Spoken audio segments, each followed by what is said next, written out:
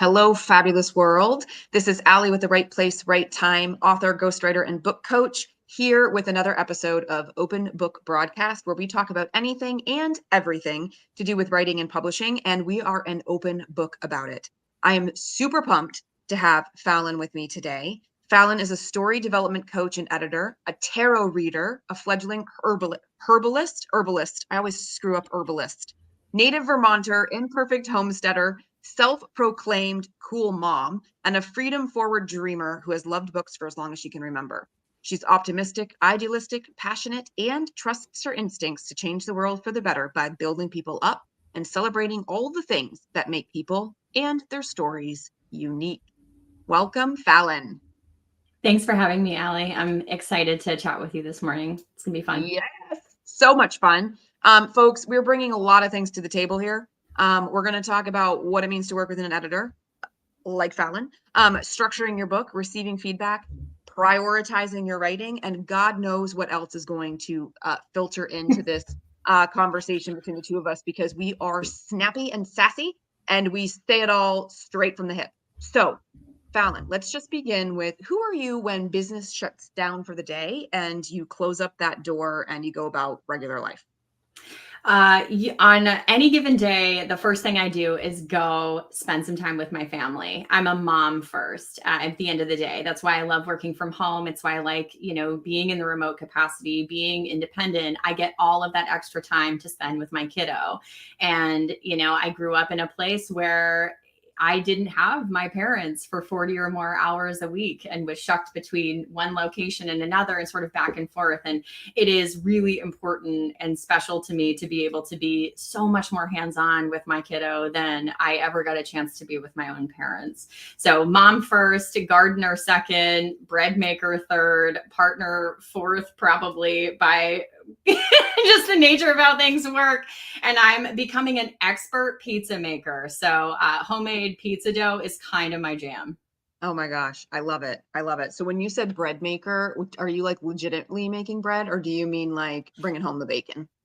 Oh, I meant actual bread. That's one Actual bread. actual Okay. literal. I'm trying to make all of the sandwich bread that my family eats, and it's hard, man. It is so hard to get a good sandwich loaf. I have made a whole bunch of imperfect ones, but I haven't quite landed on exactly the right sandwich bread loaf, but we're getting there. Oh my gosh, I love it. Actually, I was just writing, working on a new memoir, and I was writing yesterday about this older couple that I used to vacation with, family friends, every July 4th, and she made homemade bread every single morning. Oh, And every it was morning. every morning, and it was beautiful. I mean, like picture worthy. I mean, it was just like golden crust. Like you could hear when you were cutting into it, like that little like as you were Yeah. cutting into the crust, but then like the center was like so fluffy that it was like I felt like you could blow on it and it would float. Um, I and love so that. I'm I strive for that. I'm not there like, yet. being somebody that's now gluten-free, not by choice, people, I'm not one of those. I would never choose to be without gluten. I just want to have the record state that. Sure. Like I miss real good homemade bread. Like restaurants kill me a little bit when like they've got the bread loaves that are in the back and they're about to bring them to your table and you can't Yeah. eat them. You just look Yeah. at them. It feels rude. It does. Yep. Bread's meant to be eaten. It's Yeah. it's meant to be enjoyed. All right. Well, now that we're both salivating, we'll move on from bread. Tell us about how you got into your business. So what's the origin story of working for yourself and going out on your own and doing all things books? Oh, it's obnoxious. So I went to college. I thought I was supposed to, right? So I went to St. Mike's. I got a college degree in English literature with a minor in philosophy. And I thought, for whatever reason, that this was going to set me up for a lifetime of career work in the book space. And I found out that that was false. I missed so much. I mean, understanding how a college professor views a book is very different than understanding how an editor views a book, how a ghostwriter works on a book, how a publisher would view a book, or how an agent would view a book. And so I left college with this gung-ho attitude, all like, yeah, I've got this really expensive piece of paper and I'm going to go do something with it. Tried to get an internship in Manhattan. That failed. I went out for a few different things, almost every single thing that I found was unpaid for at least 6 months in a very expensive city. And I grew up in a poor family where I had to pay my way through college. It was not an option for me to move to Manhattan and live with no income. Cardboard boxes are nice. I don't desire to live in one. And so I got the job here that I thought I needed to pay the bills and do the stuff and whatever. And I did some editing and stuff on nights and weekends, but it wasn't great. And what I learned, years later, when I put my hindsight glasses on, is that I needed a mentor at that time, but I didn't know that and never found one. So I stayed in the corporate space for a long time. I think it was important for my professional development to learn project management, to learn mediation, to learn sort of corporate communications, marketing strategy, just how to talk to people and develop a brand voice. Because that was something that never occurred to me, that there would be branding behind all of this beyond like a logo, for example. So at the end of sort of November of 2021, I made the decision to leave my corporate job. And I stopped in January of 2022 and took a week off to sort of decompress and switch gears. And then the first week of February 2022, I just went for it.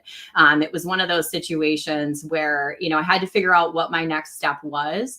I just decided to go back to the reason I went to college, the thing that drives my passions, and that's books. At the end of the day, I love stories. I like to read, and just being back in the book space has been hugely beneficial in so much of my life. I mean, just my stress has decreased just doing something I love instead of something I thought I was supposed to do.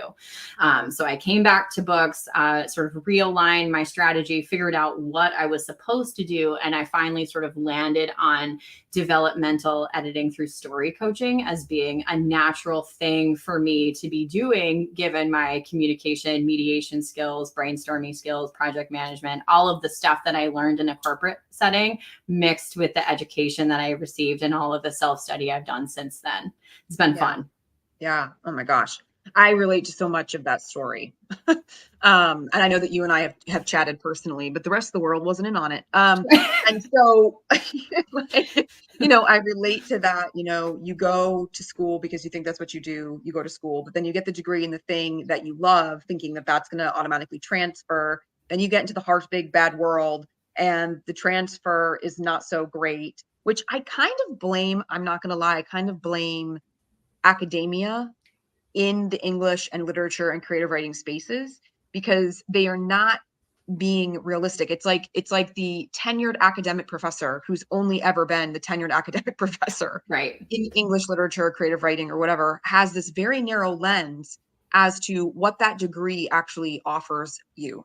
And so then it's like, well, you're only going to be able to fit into these boxes, which then limits any other outside of the box thinking, like being an entrepreneur and offering editorial services or ghostwriting services or content writing services, or so many things that I have learned now by being on this journey. But I had to learn it the hard way, like you did, by like kind of waffling around being like, this isn't what I thought it was going to be. It like makes me feel like, being in a closet, nobody knows you're there. And everybody dumps all the stuff that they don't want into the closet because it's easier than organizing it. And you're like in there and you're like, I don't like that shirt. I don't like those pairs of shoes. That's Grant Aunt Tilly's and it smells like mothballs. Like, and you're trying to figure out like, what do you do? How do you like make yourself up to be what you always thought you were going to be, which is a person that was aligned with your passions, your degree, the hard work. I mean, and the list goes on. So I'm so glad that you found your way over here to do the thing that you love. So developmental editing, this is your favorite type of editing, right? Yes, it is. It is. Okay. So for the people who come and check out this video, remind them what developmental editing is, but then tell us a little bit about why it's your favorite type. And like, do you have like a secret sauce? I mean, don't give it all away because we want people to pay you, but like, what's your secret sauce? Sure. In what you do that makes you kind of stand out from everybody else? Yeah, I'm just gonna give it to people because I mean, frankly, I'm here to really to make sure that good stories get told, even if people can't pay me, even if they can't work with me, because the world needs awesome books from awesome people. And if I can help in some small capacity get them there, good. good. Go forth and prosper, my friends. Developmental editing really is a look at the big picture elements of story. It goes over story structure to make sure that the story you start writing is the one that you finish writing at the end of the project. It talks about, I mean, and it's some manuscripts are so messy, right? It starts as a mystery and then you get this character development finale, and it's like, but who was the murderer, guys? Who was it? And so, you know, these are the things that make stories fall apart for readers, right? So I like to think of it a bit like a miner, like going in and looking for the problem areas. You know, are there plot holes baked in here? Is this character, this protagonist, an active protagonist in control of their own destiny? Or is this like, you know, a waffle in the breeze kind of pancaking around the place? You know, I want to look at the world building rules and figure out, are the magical elements in your story, do they make sense? Are they complete? Will readers understand them? Are there too many rules, you know, to the point where it's bogged down as sort of like a technical manual and not, you know, a fiction story at all? So I really like to look at the big elements of story to really help people hone what that means, introduce new ideas, fill in those gaps, carry their characters through the story, build an emotional connection between characters and readers, and really help to create a satisfying reading experience for all of those future readers who are eventually going to pick up the book.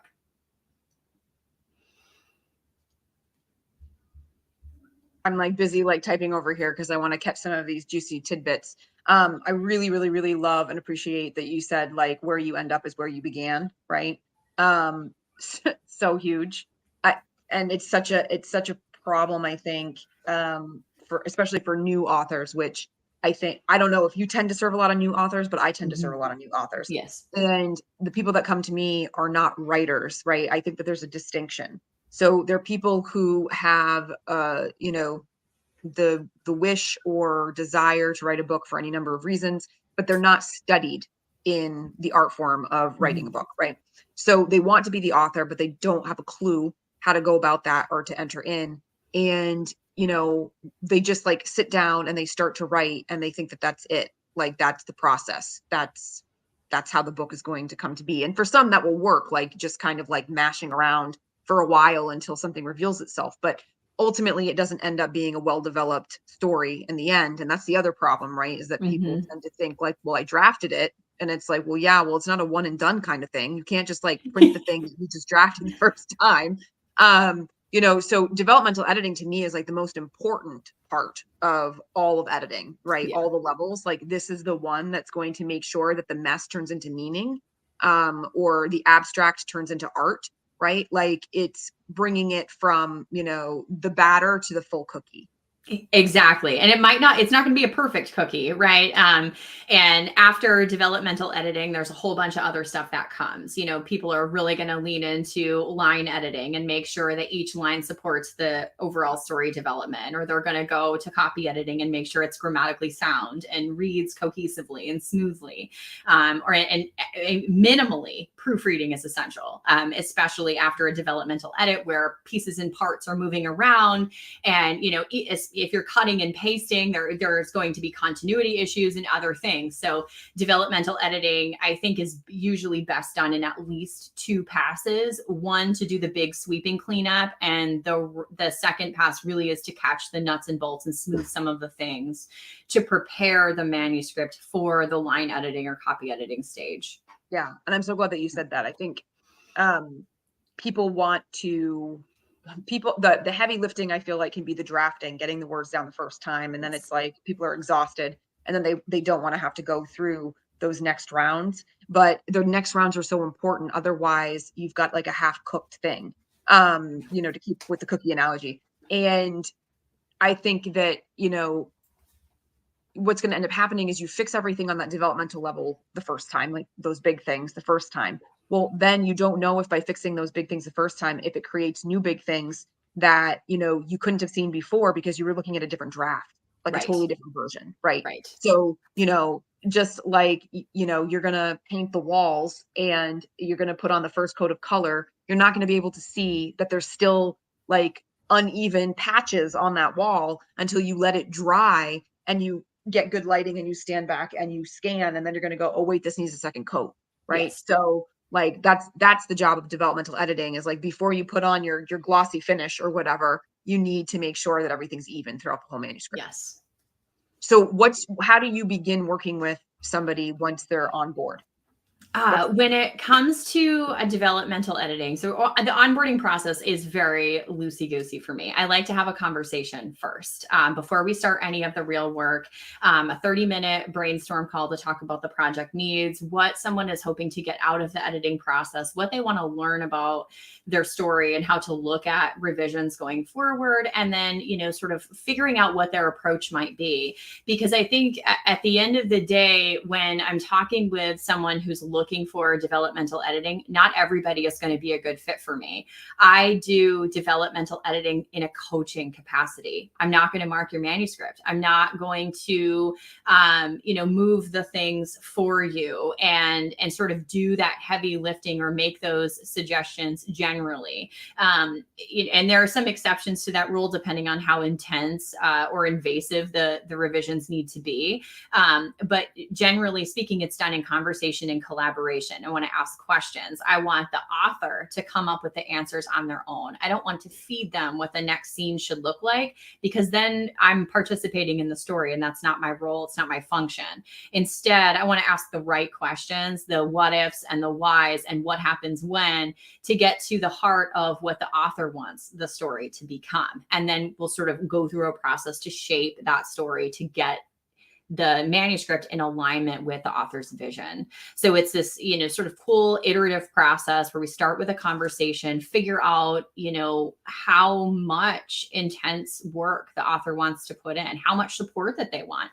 Some folks like to have a 1-hour brainstorm and that's enough for them. They get that sort of creative vim and vigor and they can go for it. They feel refreshed and re-enlightened and they're ready to tackle the big stuff.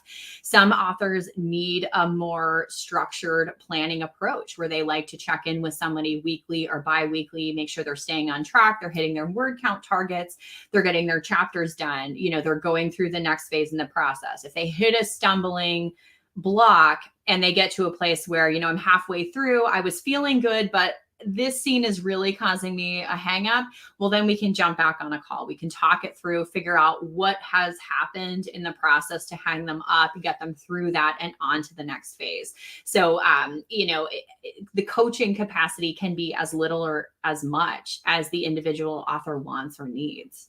Yeah. So I don't know that I got this direct quote 100% accurate, but, I really love this kind of like your role isn't to be the one doctoring the script necessarily. You're Right. providing guidance and suggestion to lead them to get to where they want to go. Almost like a therapist, really, right? Like a therapist's job isn't to feed you the answer. The Yeah. therapist's job is to ask you the questions so you do the introspection, the self looking and awareness, right? Like, and then Yes. come up with your own conclusion. And then they can help you make a plan of attack on how you get to where you want to go. Exactly. So, are there people who beg you to go in and just do it for them because they think that you've got a better authority over what needs to change? That has happened, and I have done that in the past. I found that work did not fit me well. I'm a decent ghostwriter. I do like to listen to people and translate their ideas and their words into stories. It honestly, it just gives me big anxiety, because there are so many what ifs behind that. What if the draft that I produce doesn't quite match the author's vision? Then I'm going back and I'm starting from scratch. Or what if I add something that the story needs that the author isn't totally comfortable with? And then it sort of comes back to me to re-envision this whole thing and fill a gap that I may not have enough information to fill. So I really like to work with folks who want to roll up their sleeves and really tackle story revisions in a DIY way, but maybe with a little help, because doing it yourself doesn't mean doing it alone, right? It means building your own support team to get through the humps and what you need to get done. So I really prefer working with the self-starters, the ones who want to do their own book doctoring, not the ones who want to pay me to do that for them. Yeah. Okay. I think that's a really important distinction for folks, right? So if you're looking for somebody to do it for you, right? Like Fallon, not your gal. But if you really want to do the heavy lifting, strengthen those muscles, have full agency and authority over the changes that you make to your manuscript, then she's your guide in the process and will be the perfect one for you.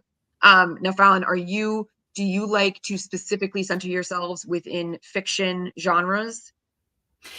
Fiction is, there are certain rules to storytelling that exist no matter what the genre is. My primary sort of big bucket is fiction. I do work with some nonfiction authors.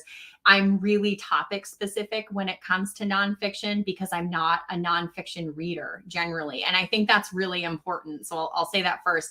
Find an editor who reads what you read, because that reading process is so important for uncovering reader expectations, genre conventions, and understanding the flow of the piece of work that you're writing in. If you're someone who is, you're writing literary fiction and you approach a development editor who strictly works with romance, you're probably not going to find a good match there. There are certain rules that apply to romance works that may not apply to the literary fiction world. If your editor doesn't read the books that you write, they don't have a sense of the flow and pace of things. They're not, maybe as intimately familiar with the way characters are developed in those spaces. So I do work with a couple of sort of types of novels. My primary reading materials are in contemporary fiction. I like literary fiction, science fiction, and fantasy works, thrillers. Dystopia is kind of my thing. If your story has post-apocalyptic elements in it, I'm all about that. Magical realism is a big thing for me. And I do like some classics. I'm probably not a good fit for folks who write primarily historical fiction, young adult fiction, romance fiction. Those are, I would be happy to connect you with an editor who works on that stuff, but I'm not going to be a good fit because frankly, I don't read much of that. Yeah. Okay. That's great. So I think that, key takeaway, I've got it up on the screen for folks, but find an editor who reads what you're writing, but also you as the author should read what you're writing. Yes. Read what you're writing. Don't just have your support team be familiar with the genre in which you're working. You also, as an author, need to be familiar with the genre in which you're writing, because that is going to be like subconscious understanding of the genre if you're consuming it and you're reading it. And then you also can study it. If you find a book that you're like, oh, I really like how they did that braided narrative, or I really liked how every other chapter was, a different perspective or point of view. I read a couple novels recently, actually, that all of a sudden the chapter switched from like third person, like all-knowing narrator, to a second person perspective, and they were talking in you and talking directly to another character. And I was like, what is happening? Oh, I love a mixed perspective novel. It's such a fun ride for me. I felt like dazed and confused, and it happened in two separate novels, and they were actually kind of similar in that they were both kind of those like who done it, something had happened to some women, like they were trying to figure out who it was, and it ended up being like one of the main characters that was like steeped into one of the plot lines with one of the other characters. Anyway, I digress. The point is, like, if that's something that you're interested in, like there's a particular type of craft device that's been used well in a book that you've enjoyed and you want to try to emulate it, those are the types of books you should be studying. Yes. And not just relying on your support team, editors, or what have you, to be feeding you what you need to do in order to create that. Absolutely. Self-learning starts with the self. Yeah, absolutely. So why don't we take a minute or two to just touch on the importance of structure in novels. And I think this probably goes back to what you were saying about like, end where you began, or like whatever, but what's the soapbox segment of the importance of structure? Oh, structure is the primary pillar of story construction. And I will stand by that statement. Without structure of any kind, your story will fall apart. Readers will not understand what they're reading or why they're reading about it, and they will never get to that satisfying ending. you'll lack the emotional connection that most fiction readers are really looking for. So if, even if you're an author who is uninterested in fitting your writing into a particular mold, you don't want to use the 3-act, you're not looking for a hero's journey, you don't want to follow any sort of, prescribed plan of attack to develop your story, at least make sure that however your story starts, your story ends the same way. If you're writing an event story where there's like a major catastrophe, for example, that is the central point of the story, you want to make sure that that story is driven by the action, all of those external problems, the catastrophe or what have you. You're going to begin that story when the status quo gets disrupted, and you're going to end that story when a new status quo is reached or the previous one is restored. And your conflicts really are going to keep your primary character from restoring order and setting that new status quo. So there, without a major structure and needing to have, all of these scenes and all of this specific order, just that high level piece is critically important for a satisfying story. Amazing. I just want to do a quick shout out. We've got Kristen, LaShawn, and I'm going to probably say this incorrectly, Shweta, with us, viewing in and dropping some things into the comments. We're glad, LaShawn, that this is wonderful advice. Hello, Kristen. If you've got a question specifically, feel free to drop it into the comments. We had a bit of a tech issue with the video, restarted in the middle of the session. So hopefully we're still rolling forward. Now that you're with us, we don't have any interruption on the back end here in the studio. So, but I will continue to watch the chat here for you folks if you've got anything that you would like me to pose to Fallon while we've got her.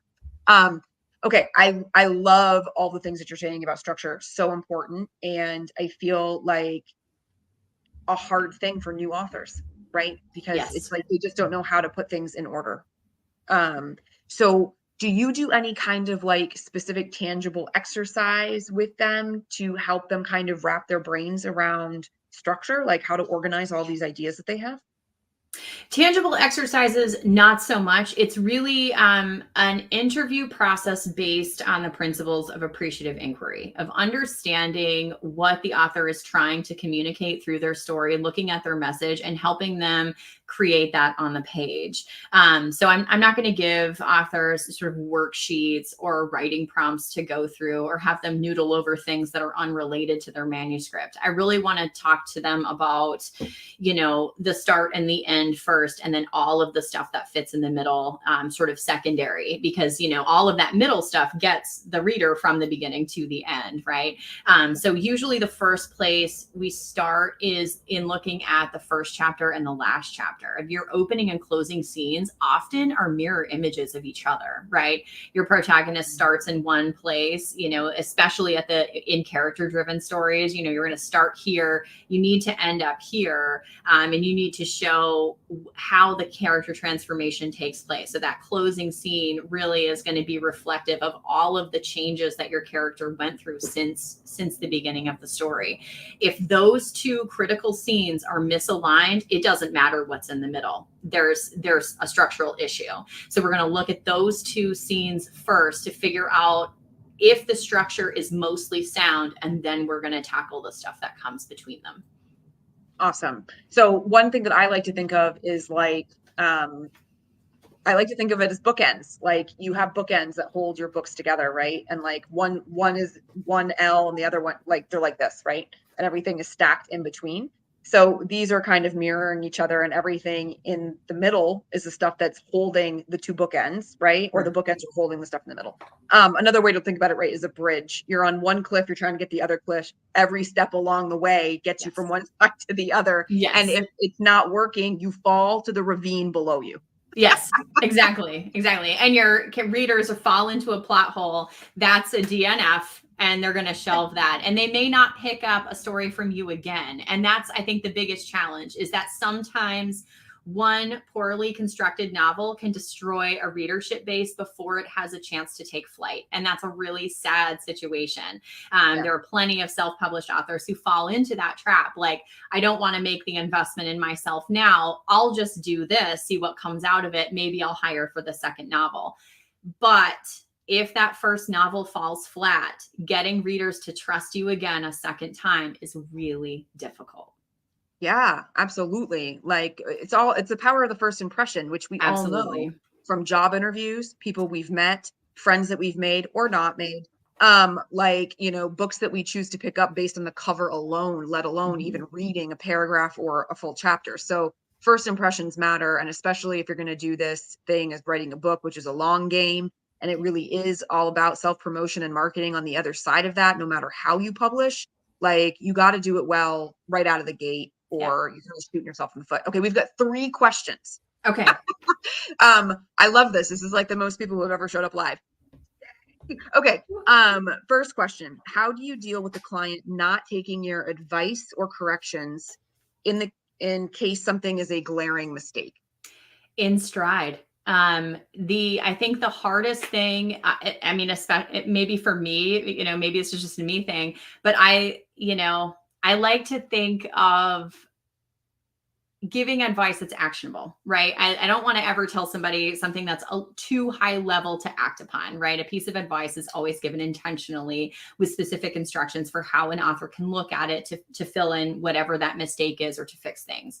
Should an author choose not to take that advice for whatever their rationale says is the right answer, my job is to back off. I explain to them why I provided that advice.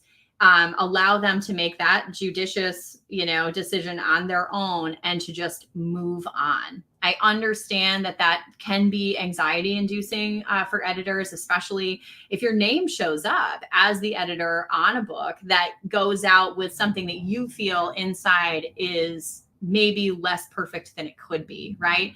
But I will say right out of the gate that nobody's perfect. There is no book in the world that is perfect for every reader, but each book can be perfect for somebody. So if the author feels that this is the right choice for them, lean on that intuition. It's their story. It's their product. They own it. Let them have it. Yeah, that's great. I mean, I think that this goes back to something you said earlier, which is that you're really here to help them exact their vision. So you're providing your professional recommendation based on years of experience and expertise. But at the end of the day, you can't force them to choose what to do with their manuscript. They're still the author. They're kind of like steering the ship. They get the final kind of like executive power decision, Yes. And you kind of have to just know that you did the best that you could, right, to offer them that suggestion. But then be like, all right, now they make the decision and we both have to kind of just accept that the decision was theirs. And I said what I needed to say to at least do my due diligence as the editor. The second one, I perform developmental edits and I'm more hands-on with making suggestions on restructuring the novel. Would you say this is a good approach? In your opinion, would this editing style eliminate the need for a second developmental edit? Would this editing style eliminate the need for a second developmental edit round? Okay, Sure. So 2 questions. Yes. Is this a good approach? And would it eliminate the need?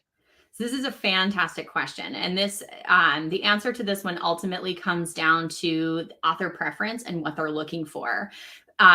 Doing developmental edits in a coaching capacity versus doing them sort of more in the document and more hands-on really is going to fit one style of writer or another, right? And certainly it fits the editors, right? That's why we choose to either do coaching or hands-on.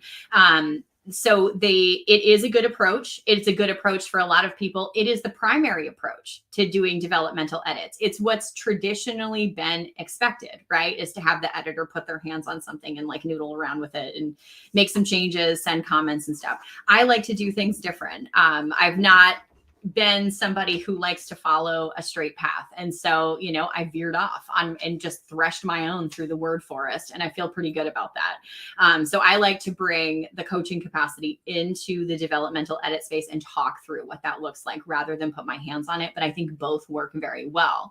For the second question on whether more hands-on developmental edit can eliminate the need for a second round, I will say, in my experience, usually no. It's not to say that that's never the case, but developmental editing, it's sort of like an onion, right? You start by looking at the outside. You're going to look at the biggest stuff first, the glaring problems, and you're going to peel off a layer. You get that manuscript back, and you're probably going to find another layer of developmental stuff that can change, things that you didn't even see the first time you were reading through because those bigger changes hadn't been made yet. Once you do that first level of big sweeping changes, then you get into the smaller bits, the stuff that, can stand out as Easter eggs potentially to readers who are like, oh, that's a little interesting, quirk in the story or something like that. And then, I'm a person who believes that line editing is a part of developmental editing. It sort of fits in the development space, especially as it relates to character development, and their personalities, their motivations, conflicts, goals, their dialogue style. All of that is in the development of the people in the story, right? So, even if you do a fantastic developmental edit the first time, there's still a benefit to doing that second pass for character language, for dialogue, for really looking at all of the nitty-gritty details. The worst that can happen is that second pass developmental edit works so well for the story that you skip line editing entirely and go straight to copy or proofing. So, there's a beauty in both ways, and it really comes down to personal preference, what's going to work well for one author over another. Awesome. So Kristen said, I love your approach to developmental edits. So maybe you really made Kristen kind of think about how she wants to move forward in her work. So our next question, how do you help authors that struggle with the meat of their stories? Oh, I love this question. So many authors that I talk to are first-time authors, right? So they're noodling over a story that's been bothering them in some capacity for months, for years, potentially. And there's some stuff going on, right? Maybe they know who their protagonist is, or they see the beautiful world that this person lives in, but maybe they have no plot and there's nothing for the character to actually do. Here's this whole world that I've created and I've got all of these systems and things, but where's the story? So we go through a question and answer process. I want to know who your protagonist is. What do they want out of life? What is their goal? And what is the thing that's gonna hold them back from that? If you've got a person with some, serious past family trauma, they may struggle with self-confidence issues. So their goal may be hampered by their own, perceived, whatever, personal issues.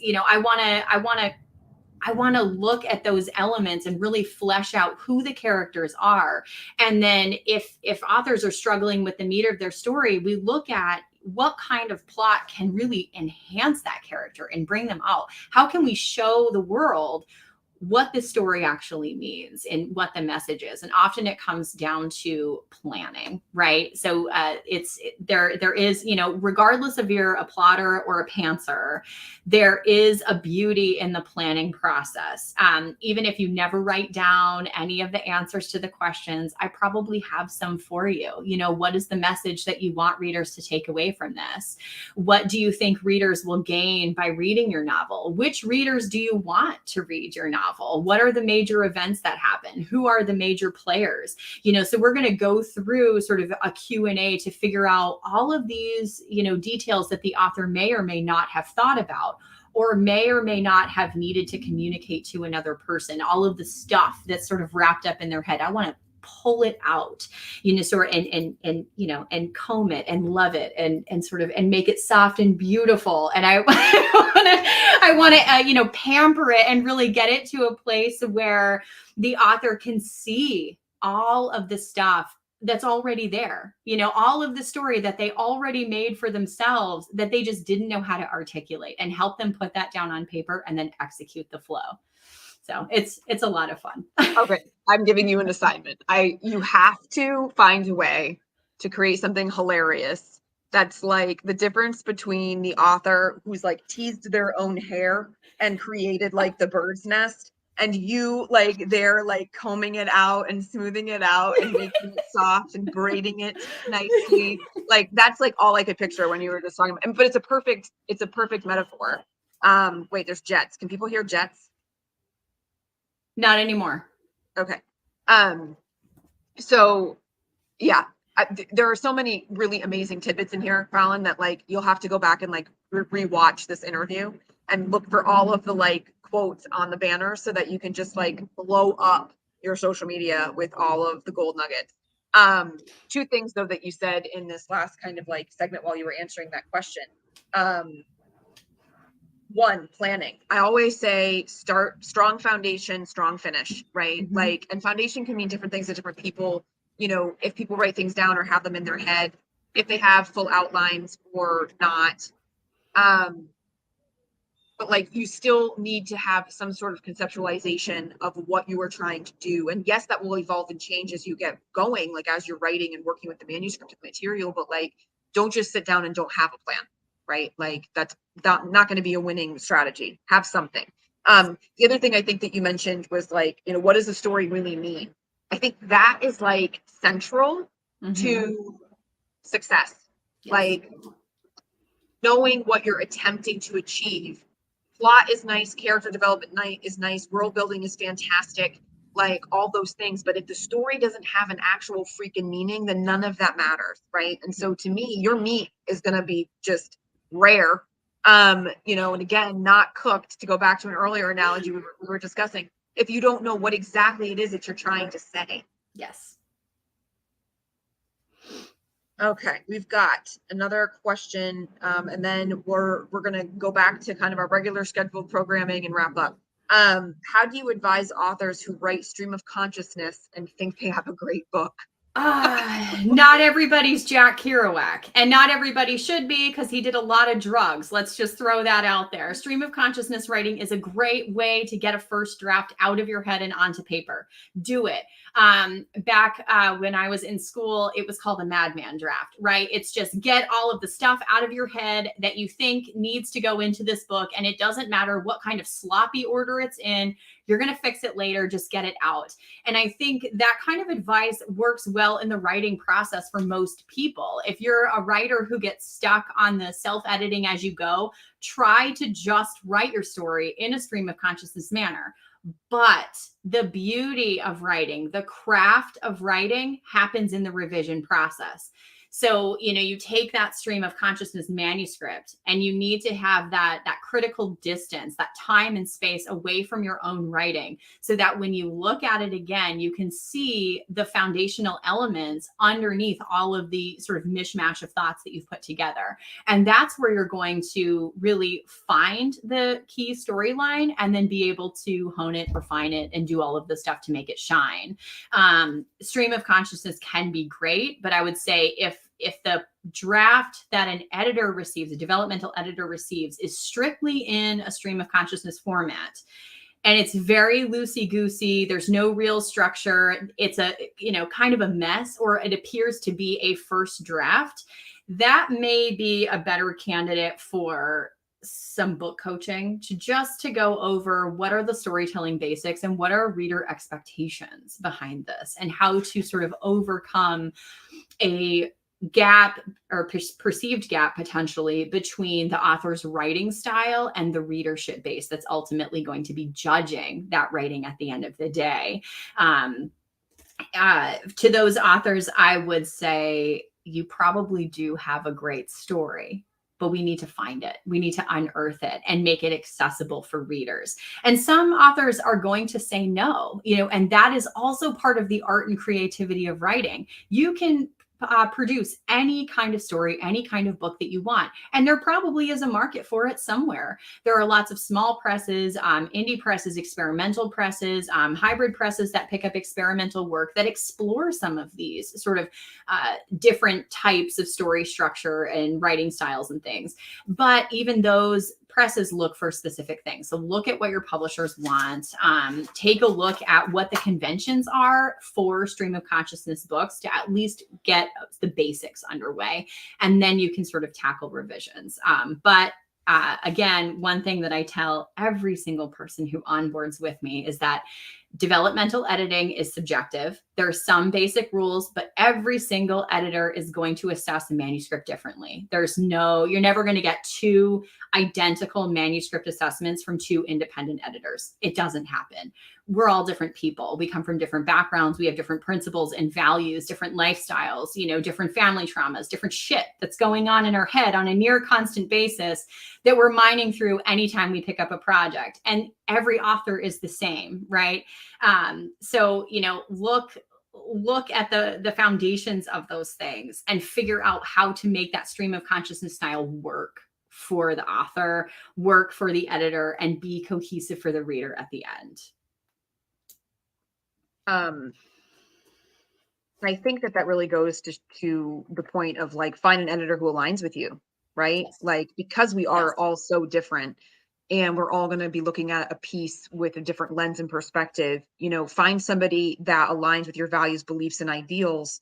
Number one, to make the working relationship more full of ease, not easy necessarily, because sometimes this work can be challenging, but Yes. full of ease in that you have good communication. You've got an ability to hear one another, to receive the feedback that's being suggested, that you can make the piece, the best piece possible. I mean, how are you going to do that if you're like so far apart in just normal living and day to day? Like, you're not going to come together on your manuscript if you're that far apart in all other ways personally. Right. The other thing that I wanted to mention too, so, the stream of consciousness thing. So I looked at this question through the lens of who I normally work with, which is a lot of people who are doing nonfiction, prescriptive nonfiction, personal development, business, and then memoir, right? And I'm looking at this going, oh my God, please don't do a stream of consciousness book. Sure. Like, that is not a book, like, in these spaces. Stream of consciousness to me would read like you just dumped your whole journal or diary into a document and said, now you want to publish it. And I would be like, there are probably some really amazing nuggets in here that would make for really interesting ideas, paragraphs, maybe chapter topics, but like, we can't use that in its full verbatim form, right? So I think it's being intentional about the structure. If you wanted to intentionally try to craft a book that was fiction from a perspective of a character who was doing a stream of consciousness telling, that's one thing. If you, the writer, are just stream of consciousness streaming all of your own stuff, everything that you think or feel into a document and then calling it a piece, then we've got, I think, an issue. So I think that there's a difference between like, is this an intentionally decided on structural craft device that you think is compelling to tell the story in, or are you literally just mind dumping everything you can into a document and then expecting somebody else to make magic?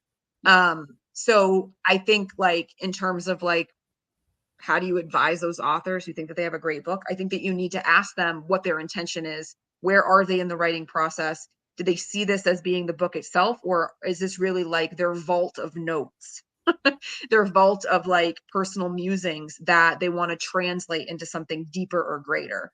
I mean, always, right? It starts with really understanding where they're coming from, because we could assume a lot of things. I mean, look at Fallon and I had very different perspectives on this one question.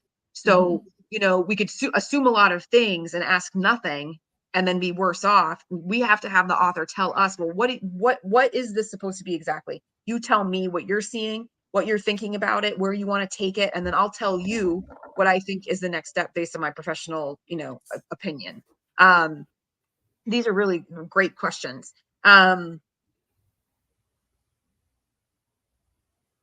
So Barbara just jumped in here. Hi, ladies. I don't know you or how I got here. I'm not even an author yet, but I loved this. Great specifics, fun to listen to, and solid information. Thanks for sharing. Stream of consciousness writing. Yep, that's what I always thought I would do. The systematic process is so much better. Thank you. Barbara, we are so glad that you found us, even though you have no idea how you got here.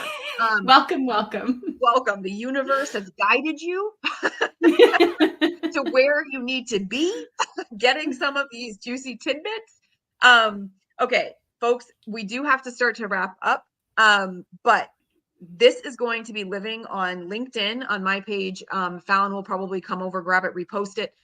So connect with Fallon, continue to drop in comments and questions that you're continuing to think about. We will be watching the space so we can respond to anything else that's kind of like coming up. This will also be over my Facebook page and my YouTube channel.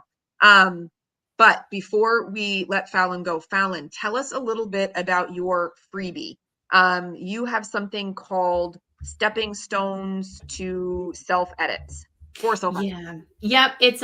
It's a relatively quick, simple guide called Editing Fiction and Memoir: Stepping Stones to Successful Self-Edits. And it takes through a sort of a high level look at a few developmental pillars of story development. So even understanding what standard manuscript format is a challenge for some folks, and being able to put their manuscripts in an acceptable format for publishing houses, agents, and authors or editor submissions is important. Also going to take a look at point of view, at some world building rules, at some plotting, some guidance, and being able to look at each of those elements as a unique thing over the course of a manuscript.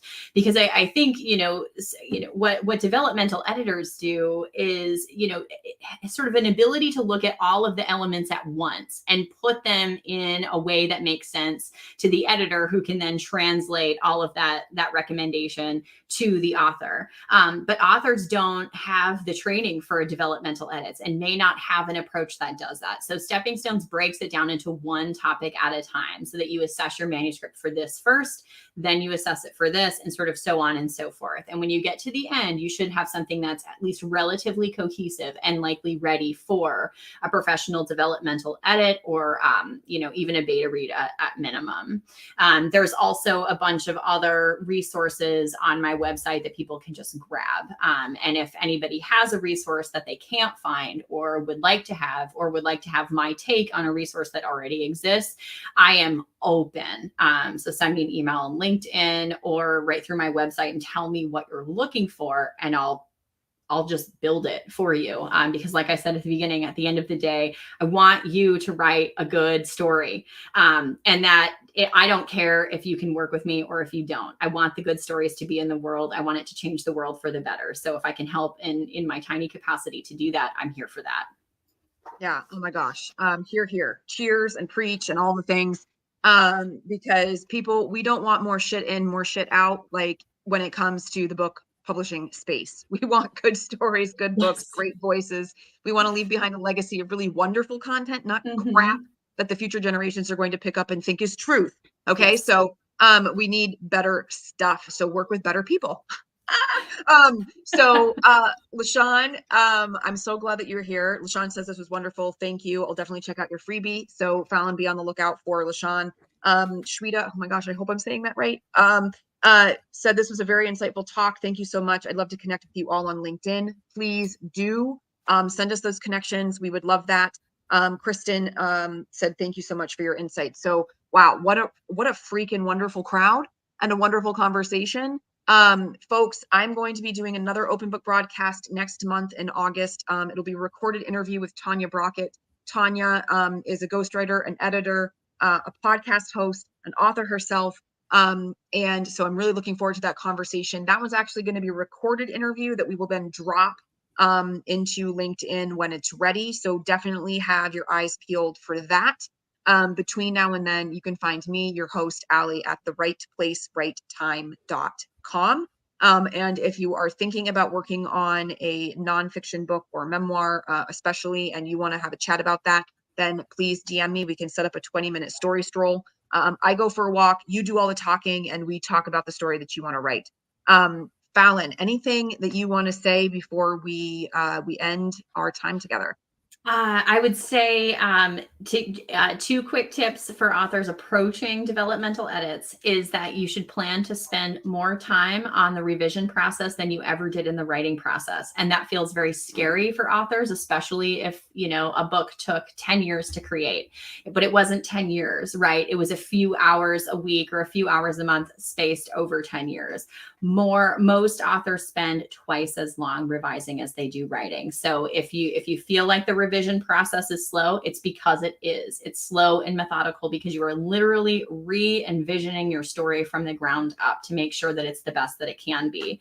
And the second is that if you are worried about working with a developmental editor because you're afraid of the changes that might be coming your way, or you're afraid of the feedback that you're going to get, We're not here to judge. We're only here to help. And one of the most beneficial things that you can do is have those complimentary consultations with a couple of different editors. Feel people out, man. Like, we all want to find our people. We want to work with the people that just gel with us and get us and sort of match our personalities. Your editorial relationship is no different. Find an editor who matches your speed, your style, your pace, your energy, your happiness. If you're a positive person, you don't want to work with somebody who's a pedant and sort of dowdy. You want to work with somebody who can get there, who can be excited with you. And the opposite is also true. Some people don't want me to be in their face, staring at them over video for an hour, and that's okay. You're not my people, but I'll help you find somebody who is. So find that personality match, find that reader match, and you'll be in a good spot for a successful developmental edit. And it's so important. All right. Do not skip this type of edit. Do not. I repeat, do not. Otherwise, you should just abort the mission. There, I said it. Just abort the mission if you are not going to go through this step. Fallon, so freaking wonderful having you here on Open Book Broadcast. This has been a fantastic conversation. Thank you so much for bringing your energy and your expertise to the world in today's conversation. Thank you so much for having me. This was a lot of fun. I'm excited to see next month's broadcast. Also, everybody, Fallon and I get to have coffee together later this week. So it's like more happy times. Sorry you can't be there for that. So we are going to leave you with this. We'll be watching your comments in the comments. So we will be together again next month for another episode of Open Book Broadcast, where we talk about anything and everything about publishing and writing and all the things in between. Until then, take care. See you soon.